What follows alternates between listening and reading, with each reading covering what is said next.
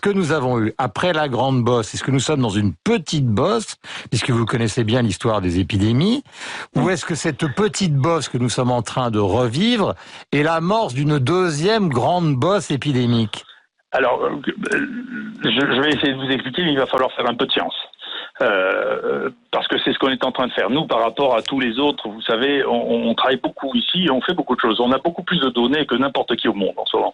En particulier sur les séquences de génome. D'accord? C'est-à-dire que dans les virus que l'on a, on regarde leur génome et on regarde si c'est les mêmes que ce que l'on avait avant.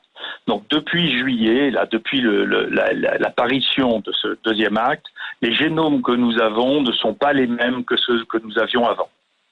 Ce qui est peut-être la raison, j'en sais rien, il ne faut pas insulter l'avenir, ce qui est peut-être la raison pour laquelle il y a une mortalité beaucoup plus faible maintenant que ce que l'on avait avant. Donc le virus aurait muté.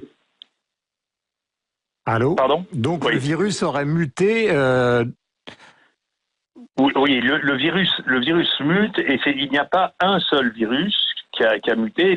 Actuellement, nous avons 7 mutants qui ont circulé et qui ont une distance par rapport au virus original beaucoup plus grande que la distance qu'avaient les virus pendant la période de février et mars-avril. Vous voyez? Donc, ce virus a une surmutation, si vous voulez, qui est probablement pas, c'est mon avis, mais encore une fois, je ne veux pas prédire l'avenir, probablement pas une mauvaise nouvelle parce que, sans rentrer dans les détails, les mutations que nous voyons sont des mutations qui sont associées avec la dégradation des organismes. Dans leurs acides nucléiques. Vous voyez, donc, quand ça se passe, ça, c'est que ça va mal pour la bestiole.